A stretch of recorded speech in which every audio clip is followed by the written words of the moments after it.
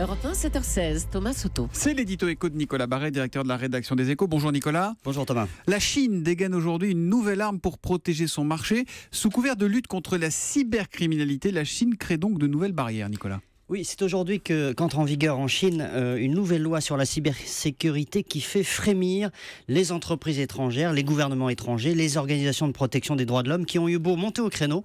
Le régime n'a pas bougé d'un iota. Cette loi, volontairement très vague, inquiète au plus haut point parce qu'elle donne aux autorités des capacités d'intrusion et de contrôle considérables. Sachant qu'Internet est déjà extrêmement contrôlé en Chine. Alors c'est vrai, Internet est considéré comme un espace souverain, au même titre que le territoire national, et donc la même logique s'applique comme s'il s'agissait d'un espace géographique. Ça veut dire quoi concrètement ?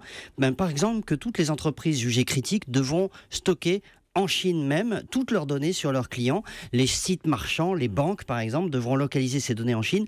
Mais qu'est-ce qu'une entreprise critique ? Eh bien, à Shanghai, les autorités ont déjà considéré qu'une chaîne de fast-food était une entreprise critique. Donc autant dire que cette loi permettra de tout contrôler encore mieux qu'avant. Alors contrôler évidemment les fichiers clients, mais surtout peut-être d'accéder à des secrets industriels. Non ? Et voilà, ça va loin. Ça, c'est sans doute le but non avoué, évidemment. Mais les développeurs de logiciels, par exemple, devront livrer le code source de leur programme.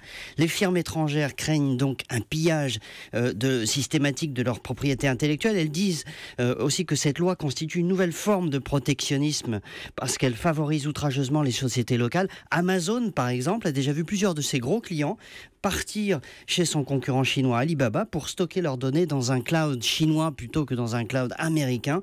Rien dans le cyberespace ne doit échapper à l'œil policier de Pékin, comme d'ailleurs pour le reste. Voilà, cette nouvelle loi sur la cybersécurité qui entre donc en vigueur dès aujourd'hui en Chine. Merci beaucoup Nicolas.